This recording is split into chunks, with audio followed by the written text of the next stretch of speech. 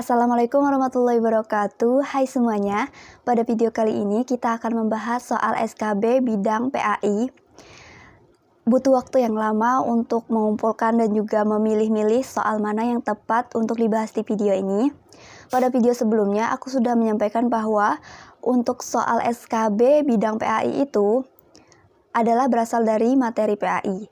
Karena materi PAI itu luas banget, jadi pada video kali ini aku buat part 1-nya dan nanti aku akan buat part 2-nya.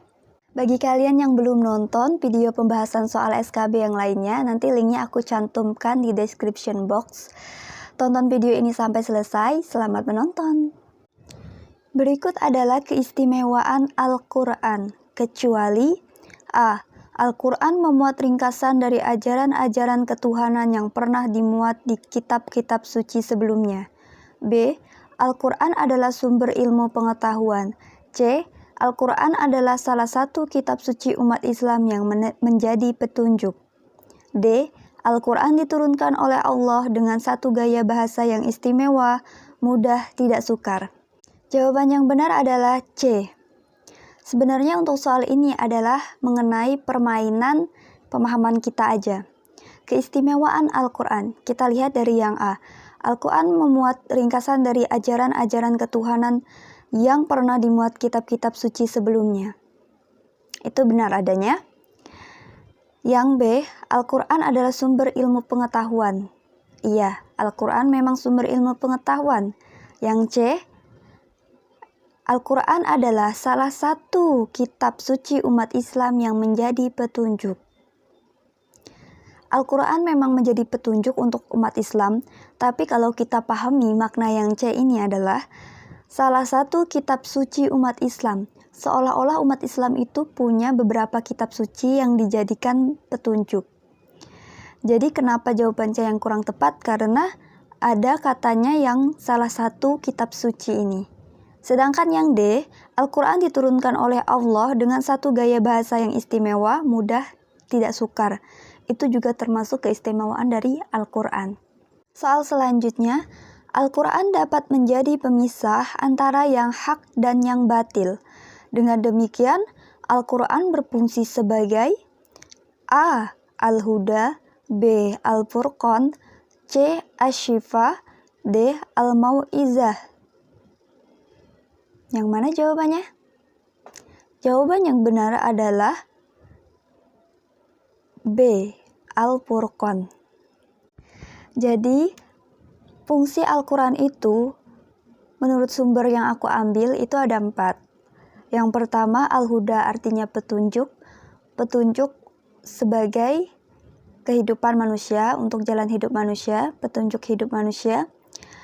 Al-Furqan artinya pembeda atau pemisah antara yang hak dan yang batil, yang benar dan yang salah. Kemudian Asy-Syifa artinya obat, bisa mengobati mental atau jiwa kita dengan membacanya tentunya. Yang keempat, Al-Mau'izah artinya nasihat. Terdapat banyak nasihat di Al-Quran. Berikut ini yang termasuk perilaku orang yang beriman kepada kitab suci yang diturunkan Allah Subhanahu wa Ta'ala kepada para nabinya adalah A.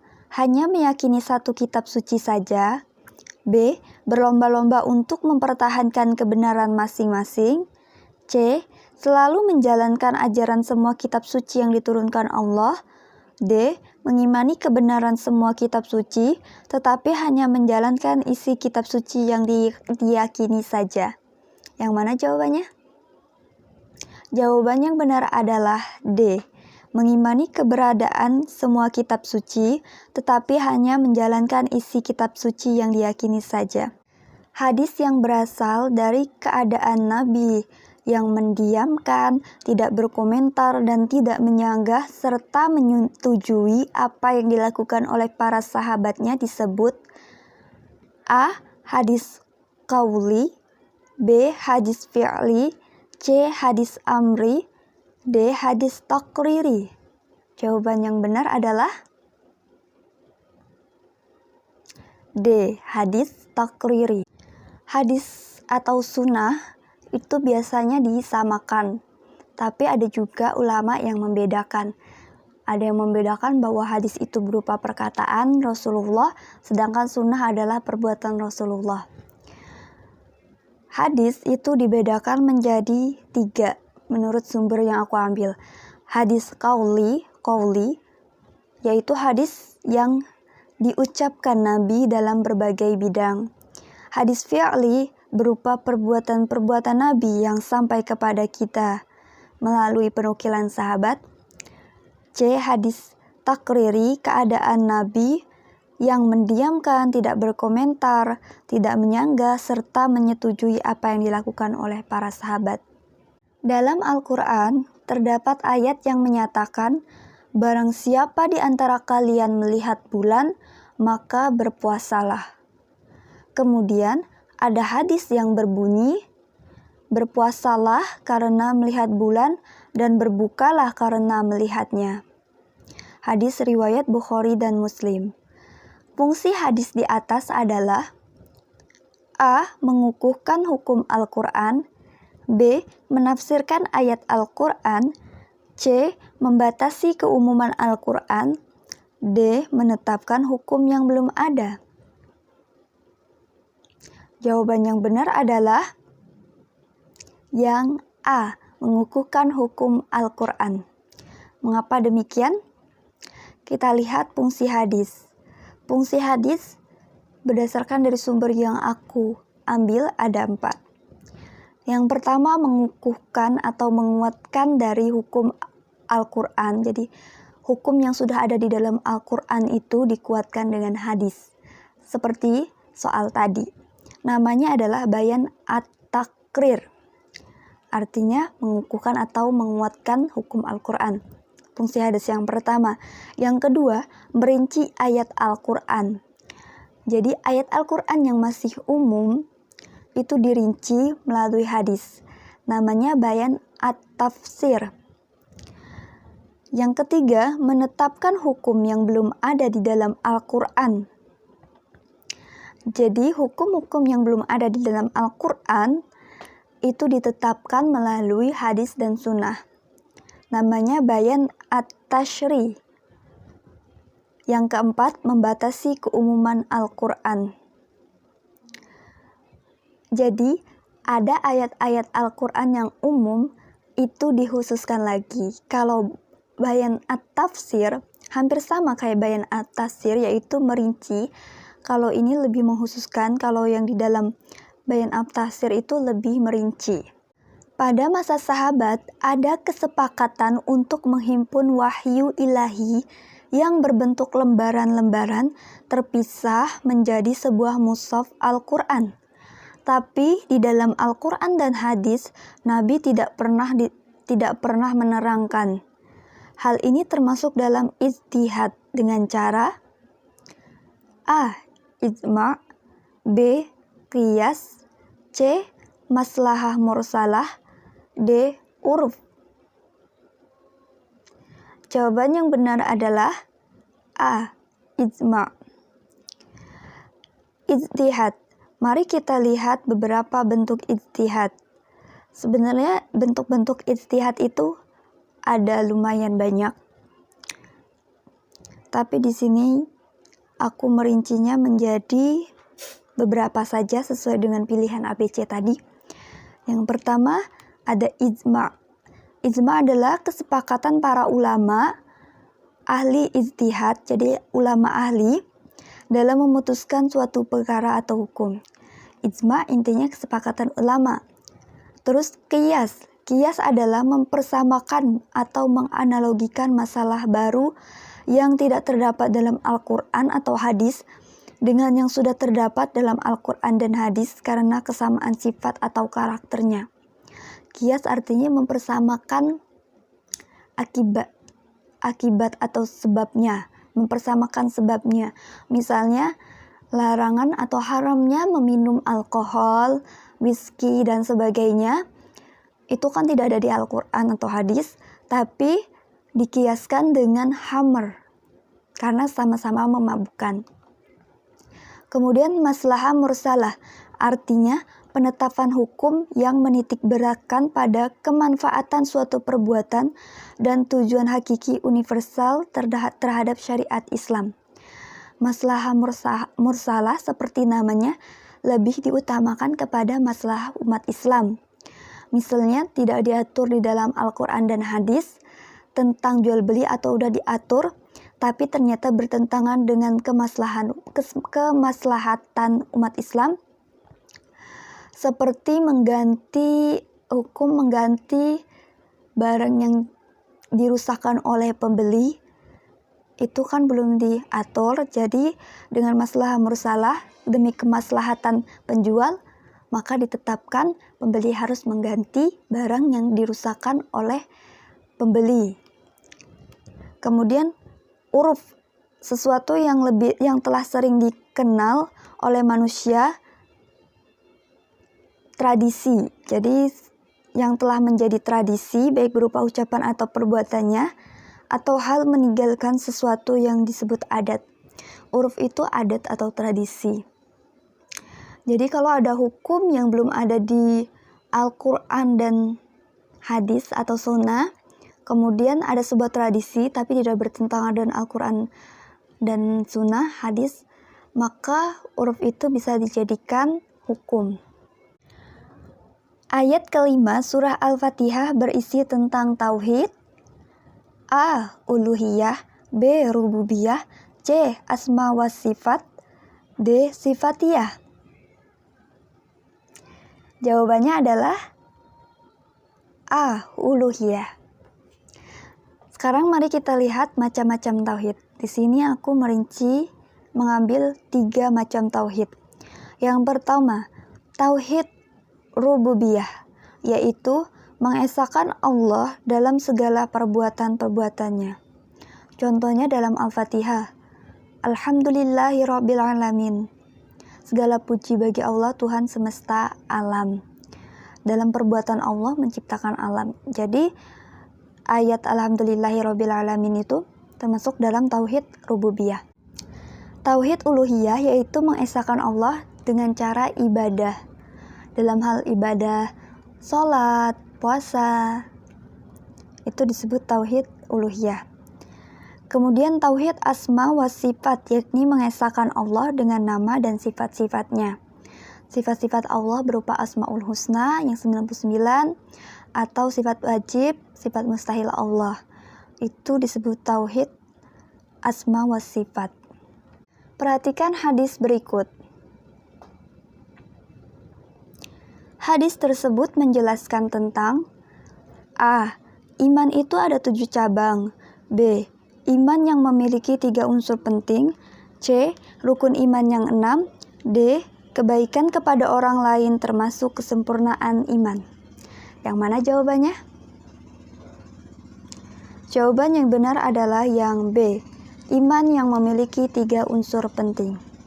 Mari kita lihat beberapa. Di sini aku menyajikan 4 hadis tentang iman. Yang pertama, iman itu diyakini dalam hati, bil qalbi, diucapkan dalam lisan, bil lisani, dan dilakukan dengan anggota badan atau perbuatan, bil arkani. Dalam hadis ini menjelaskan 3 hal yang menjadi unsur penting sebuah keimanan, yaitu dalam hati, ucapan, dan juga perbuatan. Hadis yang kedua, Jibril berkata, "Beritahukanlah padaku tentang iman." Jawab Nabi SAW, "Hendaknya engkau beriman kepada Allah, antu'mina billahi, kepada malaikatnya, wa malaikatihi, kepada kitab-kitabnya, wa kutubihi, kepada rasul-rasulnya, wa rusulihi, kepada hari kiamat, dan beriman kepada qadar yang baik serta yang buruk." Hadis riwayat Muslim. Di dalam hadis ini sudah jelas berisi tentang 6 rukun iman. Hadis yang ketiga, Rasulullah bersabda, "Tidaklah sempurna iman salah seorang dari kau sehingga ia mencintai untuk saudaranya sebagaimana ia mencintai dirinya." Hadis yang keempat, iman terdiri dari 71 cabang. Yang paling utama ucapan la ilaha illallah. Yang paling rendah menyingkirkan gangguan dari jalan, adapun malu adalah sebagian dari iman. Wal haya'u syu'batum minal iman. Malu adalah sebagian dari iman. Perhatikan potongan ayat berikut. Potongan ayat yang digarisbawahi mengandung hukum bacaan mat. A. Tobi'i, B. Iwat, C. Arid lisukun, D. Lain. Jawaban yang benar adalah B. Mat iwat. Sekarang kita akan bahas macam-macam mat secara singkat, jelas, dan padat, insya Allah. Oke, jadi mat itu terdiri dari dua, mat asli atau mat tobi'i dan mat far'i atau cabang. Mat cabang atau mat far'i itu terdiri dari dua lagi. Gak dua sih sebenarnya, dua. Alasannya itu ada dua. Mat cabang itu terdiri dari dua alasan, karena hamzah dan karena sukun. Karena hamzah bisa kalian lihat ada mat wajib mutasil, mat jaiz munfasil, mat silah tawilah, mat badal. Sedangkan kalau karena sukun itu ada mat arid li sukun, mat lin atau mat lain, mat iwat, mat tamkin, mat farq, mat lazim. Pertama kita bahas mat tobi'i atau mat asli. Itu huruf fathah ketemu dengan huruf alif, huruf kasroh ketemu dengan huruf ya, dan huruf dhammah ketemu dengan huruf waw. Contohnya seperti kayak ini, ma fathah ketemu alif, terus sona'u dhammah ketemu waw, fi kasroh ketemu ya. Itu namanya mat tobi'i atau mat asli. Kemudian kita ke mat cabang atau mat far'i yang karena hamzah, ada 4 karena hamzah. Yang pertama, mat wajib muttasil. Terjadi apabila mat tobi'i bertemu dengan hamzah dalam satu kalimat. Ada mat tobi'i plus hamzah dalam satu kalimat. Itu jadinya mat wajib mutasil. Rumusnya mat tobi'i plus hamzah satu kalimat, mat wajib mutasil. Contohnya as-sama'i sya'a, jadinya panjangnya 4-5 harokat. Kalau mat tobi'i bisa 2 harokat saja panjangnya. Kalau cuman sya tidak ketemu hamzah maka jadinya sya, tapi karena ada hamzah setelahnya jadi sya. Kemudian mat jaiz munfasil. Mat jaiz munfasil itu apabila mat asli, mat tobi'i bertemu dengan hamzah, tobi'i plus hamzah dalam 2 kata atau 2 kalimat. Kalau tadi mat wajib itu 1 kalimat, kalau jaiz 2 kalimat. Contohnya inna a'toinaka.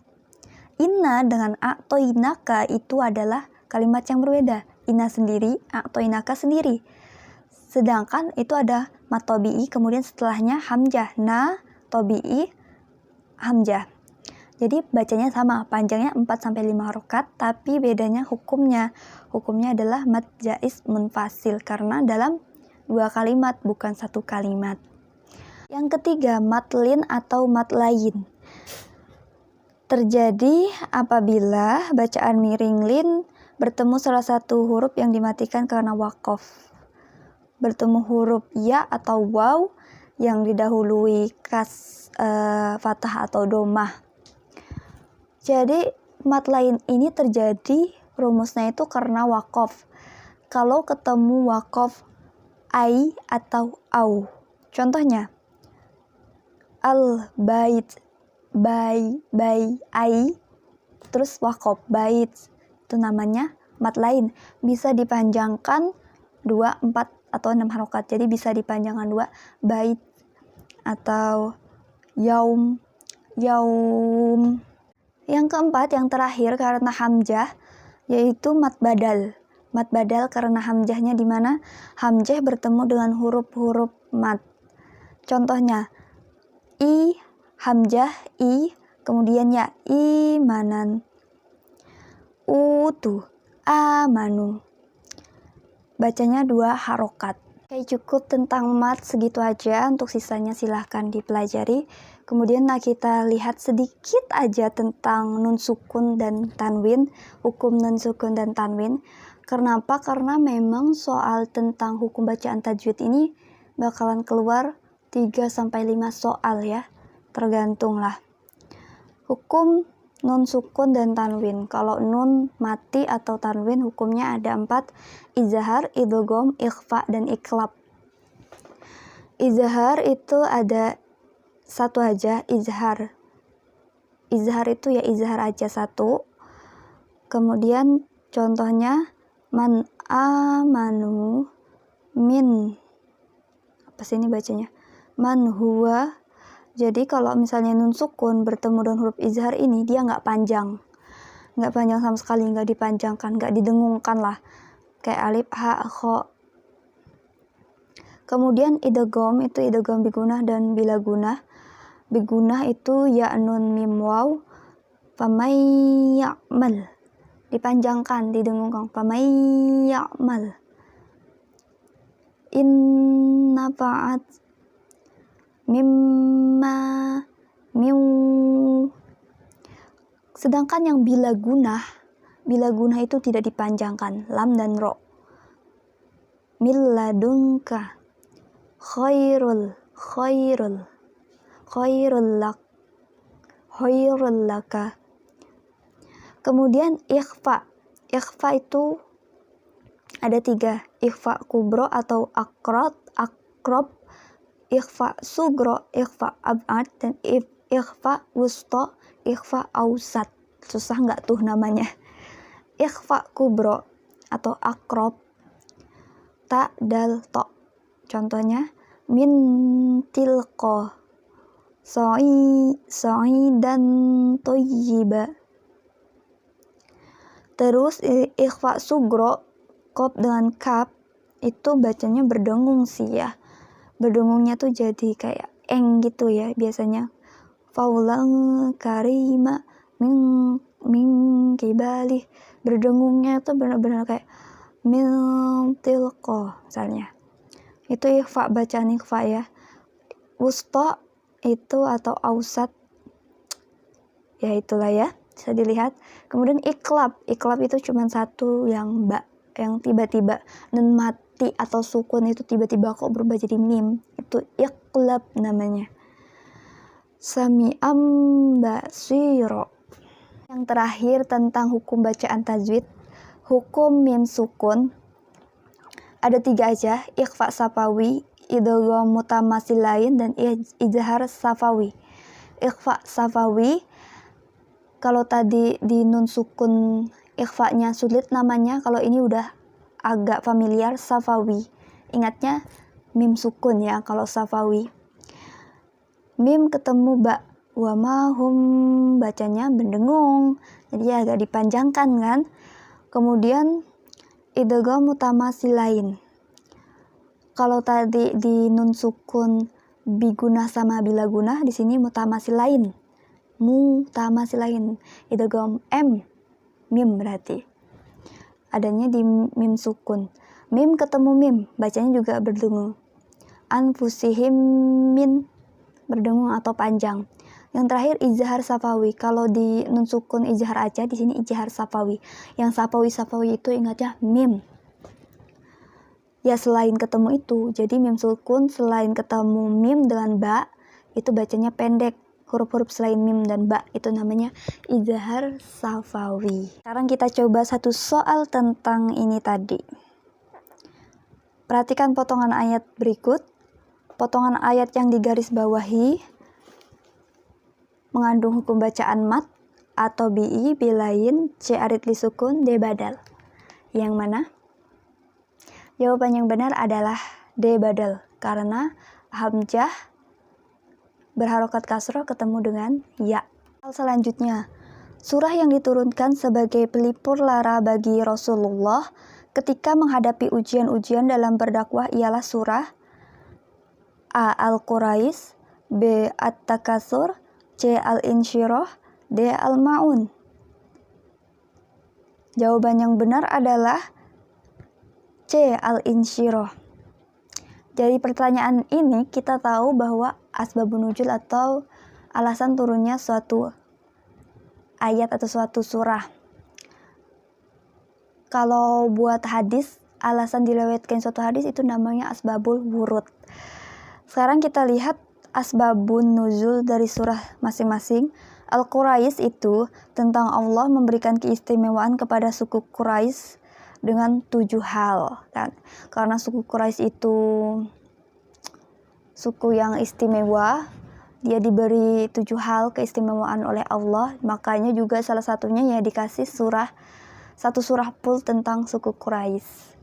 Kemudian At-Takasur berkenaan dengan 2 kabilah dari golongan Ansyar yang saling membanggakan diri dan mereka merasa lebih baik dari yang lain.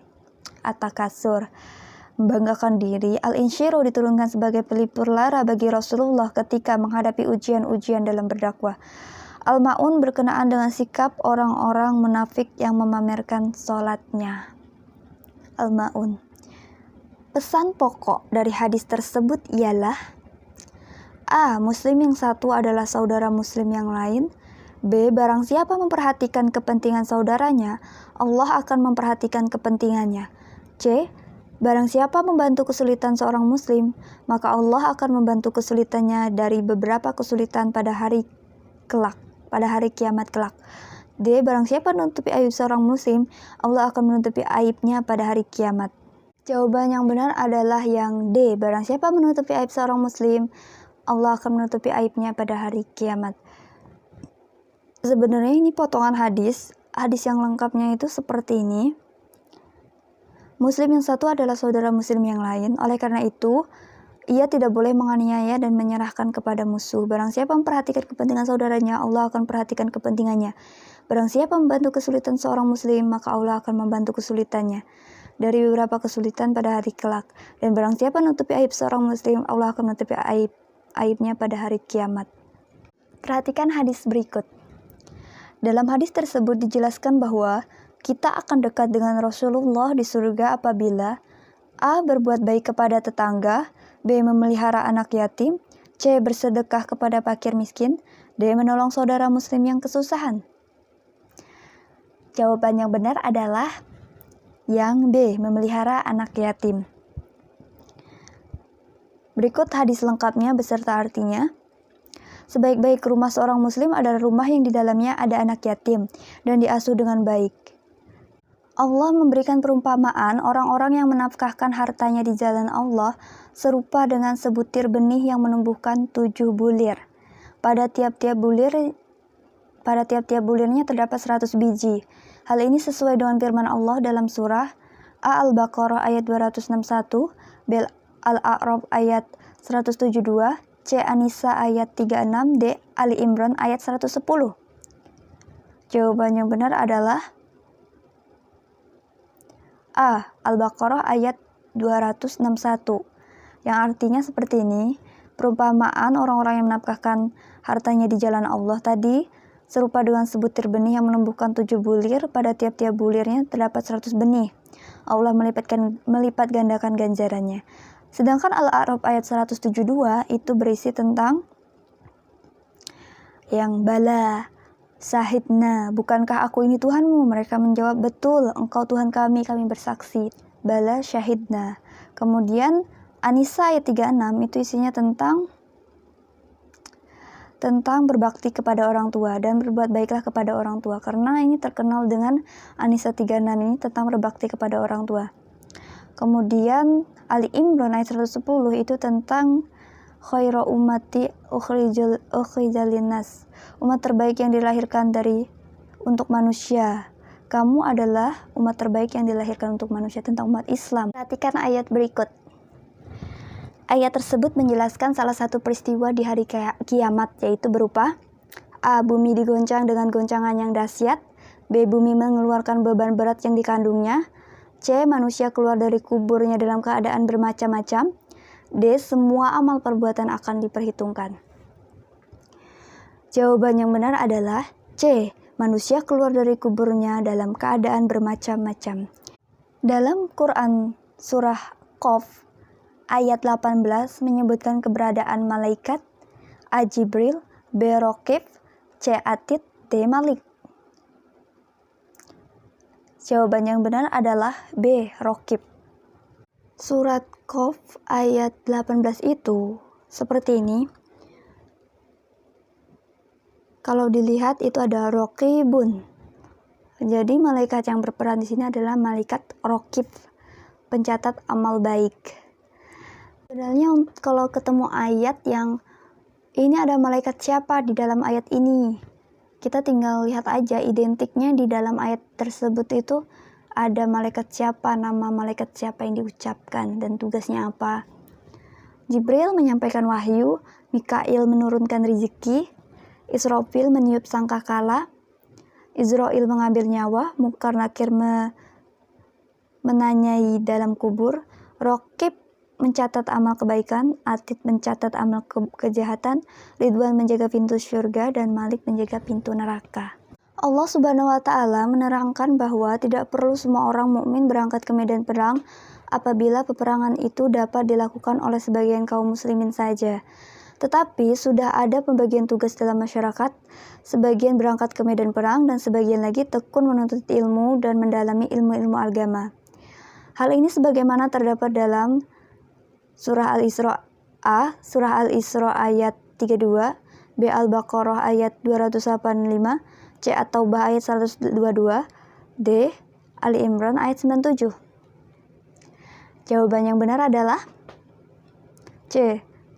At-Taubah ayat 122. Al-Isra ayat 32 ini benar-benar kayak ayat tentang pelarangan zina yang terkenal.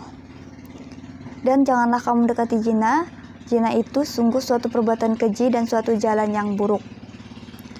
Kemudian Ali Imran ayat 97 itu tentang haji. Haji adalah kewajiban manusia terhadap Allah. 97 ya, Ali Imran 97 diingat. Kemudian At-Taubah tadi tentang ilmu, menuntut ilmu, sama dan perang. Kalau Al-Baqarah ayat 285 itu tentang rukun iman, 6 rukun iman. Semua beriman kepada Allah, malaikat-malaikatnya, kitab-kitabnya, dan rasul-rasulnya. Jadi rukun iman yang beriman kepada Allah, malaikat, kitab-kitab, dan rasulnya itu Al-Baqarah 285. Ikhlas dalam melakukan sesuatu tanpa dicampuri oleh kepentingan-kepentingan dunia. Jenis jujur seperti ini termasuk kategori A. Jujur dalam berbuat, B. Jujur dalam berkata, C. Jujur dalam niat, D. Jujur dalam berjanji. Jawaban yang benar adalah C. Jujur dalam niat. Jadi, ada beberapa macam jenis jujur. Jujur dalam niat, jujur dalam berkata, dan jujur dalam berbuat. Kalau ikhlas itu jujur dalam niat. Kalau berkata ya pasti jujur dalam omongan. Sedangkan jujur dalam berbuat ya jujur dalam perbuatan. Nabi Muhammad menjelaskan bahwa jujur itu membawa kebaikan dan kebaikan itu menuntun ke surga. Ungkapan tersebut mengandung arti A. Jujur sangat penting dalam kehidupan sehari-hari, B. Jujur menyebabkan kenyamanan dalam berperilaku, C. Jujur membuat pelakunya selalu gelisah, D. Jujur membawa keberkahan dalam hidup. Jawaban yang benar adalah yang D. Jujur membawa keberkahan dalam hidup. Pertanyaan ini sebenarnya itu mudah tapi sulit. Jadi pilihannya itu A, B, dan D itu benar-benar kayak baik semua. Sedangkan yang salah itu cuma C kan. Jujur membawa pelakunya selalu gelisah itu kayak nggak mungkin. A, B, dan D itu baik semua. Tapi kita disuruh milih yang paling tepat. Sesuai dengan pernyataan Nabi yang menjelaskan jujur itu membawa kebaikan. Dan kebaikan itu menuntun ke surga, berhubungan dengan akhirat.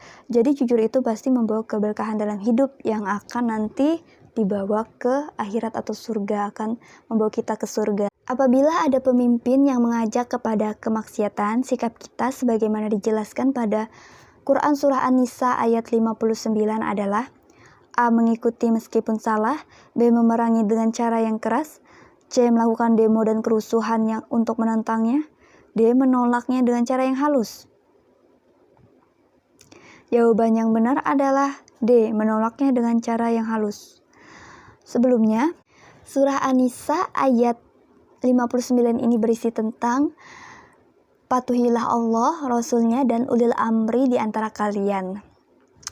Tapi kalau ulil amri itu perintahnya sesuai dengan Allah dan Rasul, dan dia mengajak kepada kemaksiatan, maka kita akan menolaknya. Yang A jelas salah, mengikuti meskipun salah. B memerangi dengan cara yang keras. Karena ini ajakan, jadi kita tolak, bukan langsung kayak memerangi. Istilahnya kita tolak dulu dengan yang halus. Kalau cara halus tidak bisa, boleh melakukan demo untuk menentangnya, karena dia akan melakukan maksiat gitu. Kalau dia tidak mengajak kita, tentu dia akan mengajak yang lain. Tapi tidak dengan kerusuhan, tidak dengan kekerasan terlebih dahulu, tapi diawali dulu dengan ajakan yang baik. Perhatikan pernyataan berikut. Akhir-akhir ini semangat berkompetisi sangat menurun di kalangan pelajar. Ini dibuktikan ketika diumumkan tentang peringkat kelas, justru sang juara mendapat cemoohan teman-temannya yang lain. Mereka menanggapinya dengan sinis bahwa si juara itu pelit orangnya, tidak mau bagi-bagi saat ujian. Yang harus dilakukan oleh orang yang memahami isi Quran Surah Al-Ma'idah ayat 48 adalah A. Belajar dengan sungguh-sungguh agar ia menjadi bisa mengalahkan lawannya. B. Bekerja keras dengan cara apapun agar bisa mendapatkan yang diinginkan. C. Berkompetisi secara sehat, tidak curang dan tidak menyontek. D. Berkolaborasi dengan teman sekelas agar mendapatkan nilai bagus. Jawaban yang benar adalah yang C. Berkompetensi secara sehat, tidak curang dan tidak menyontek. Sebelumnya, Quran Surah Al-Ma'idah ayat 48 itu berisi tentang fastabiqul khairat, berlomba-lomba dalam kebaikan. Kalau kita lihat yang A itu jelas salah karena niatnya mengalahkan lawannya. Yang B, bekerja keras dengan cara apapun itu bisa mengalahkan segala cara. Misalnya dengan menyontek, itu termasuk bekerja keras juga kan, dengan cara apapun. Kemudian yang D, berkolaborasi dengan teman sekelas. Sebenarnya bagus bekerja sama, tapi pada saat ujian kan kita tidak harus bekerja sama. Jadi ini masih kurang tepat. Yang lebih tepat itu yang C. Rasul adalah orang yang memiliki kecerdasan atau bersifat fatonah, sehingga mustahil Rasul untuk bersifat A. Kizib, B. Baladah, C. Khianah, D. Khitman. Jawaban yang benar adalah B. Baladah. Sifat-sifat wajib Rasul dan sifat mustahil Rasul. Kita akan lihat dulu. Sifat wajib itu ada 4. Sidik artinya selalu benar. Amanah artinya dapat dipercaya. Tablik artinya selalu menyampaikan wahyu. Fatonah artinya cerdas. Sifat mustahil Rasul itu ada kizib artinya bohong atau dusta, lawan dari sidik. Khianah atau artinya khianat, lawan dari amanah dapat dipercaya. Khitman artinya menyembunyikan kebenaran, lawan dari tablik. Kalau tablik selalu menyampaikan wahyu, artinya tidak ada yang disembunyikan. Dan fatonah artinya cerdas, baladah artinya bodoh, lawan dari cerdas atau fatonah. Buah iman kepada Rasul adalah A. Menjadikan Rasul sebagai teman dalam hidup. B. Bersahabat dengan Rasul, mendapatkan kenikmatan tersendiri. C. Mengetahui seluk-beluk kisah kehidupan Rasul. D. Menjadikan teladan dalam hidup. Buah iman. Jawaban yang benar adalah yang D. Menjadikan teladan dalam hidupnya. Buah iman. Jadi iman kepada Rasul itu akan membuahkan kita menjadi teladan. Rasul itu menjadi teladan dalam hidup kita. Sebenarnya hampir sama sih. Yang A. Menjadikan Rasul sebagai teman dalam hidup itu baik-baik. Tapi kalau teman itu tidak selalu dijadikan teladan. Yang B. Bersahabat dengan Rasul, mendapatkan kenikmatan sendiri, seharusnya dapat memberikan kenikmatan kepada orang lain juga. Mengetahui seluk-beluk kisah kehidupan Rasul itu juga pas, tapi mengetahui saja tidak cukup, harus dijadikan teladan juga. Baiklah, ini adalah pertanyaan terakhir. Seorang siswa membeda-bedakan fungsi antara orang tua dan guru, padahal fungsi keduanya hampir sama. Di bawah ini adalah fungsi orang tua dan guru yang sama, kecuali A. Mendidik dan mengajari. B. Membina dan merawat. C. Merawat sehingga ia mandiri. D. Memberi makan untuk pertumbuhan. Jawaban yang benar adalah yang D. Memberi makan untuk pertumbuhan. Kecuali. Jadi guru dengan orang tua itu kan sama, kecuali dalam hal memberi makan, karena biasanya yang memberi makan cuma orang tua aja. Mendidik dan mengajari, membina dan merawat sehingga ia mandiri, itu adalah tugas orang tua. Begitu juga dengan guru. Alhamdulillah akhirnya kita bisa menyelesaikan soal-soal yang kita bahas sama-sama. Jadi soal dan pembahasannya ini berpedoman kepada materi PAI yang ada di SMP MTS. Aku ambil dari PAI SMP dan juga dari PAI MTS. Kalau dari MTS itu kan terbagi-bagi, jadi aku ambil di sini tuh cuman ada soal Al-Quran, hadis, sama akhlak. Sedangkan fikih dan SKI itu belum sempat aku susun. Nanti aku susun di part 2 fikih dan SKI. Kemudian selain SMP MTS juga SMA dan aliyah. Jadi itu semua adalah soal yang kuprediksi akan keluar. Tapi tidak semua, tapi kurang lebih seperti itu. Sekalian kita belajar sama-sama. Mohon maaf bila banyak kesalahan. Mohon maaf bila aku juga banyak salah pemahaman, karena aku memahami materi PAI itu berdasarkan pemahaman aku dari apa yang aku baca, aku lihat, dan aku dengar. Terima kasih buat kalian yang udah nonton video ini. Buat kalian yang suka dengan video ini, jangan lupa di like. Semoga bermanfaat buat kalian semua. Dan buat kalian yang belum subscribe, jangan lupa di subscribe dulu YouTube channel ini.